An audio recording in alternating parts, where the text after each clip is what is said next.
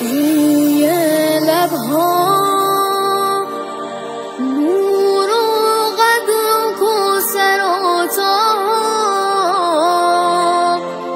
ذکر نورانی عاشقها،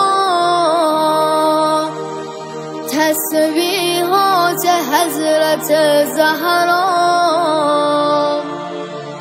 الله اکبر این همه جلال، الله اکبر این همه شکوه، الله اکبر در راه علی، فاطمه ایستاده مثل یک کوه.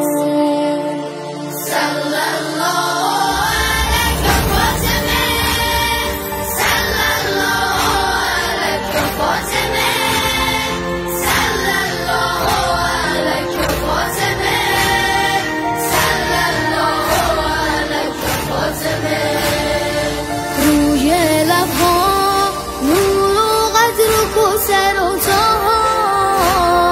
ذکر نورانی عاشقها، تسبیحات حضرت زهرا.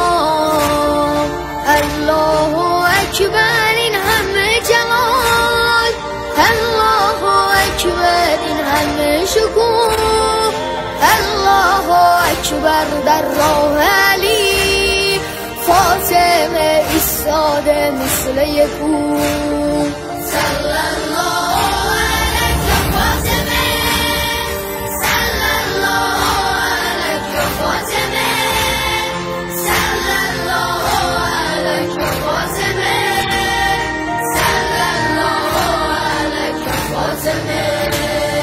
میدونم که راز شهادت این عشقا، رنگ خدا میگیرم من با تسبیحات حضرت زهرا.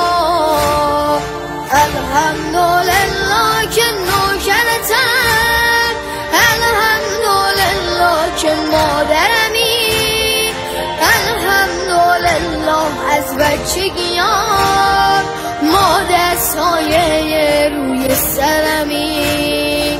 صلی الله علیک فاطمه، صلی الله علیک فاطمه، صلی الله علیک فاطمه، صلی الله علیک فاطمه.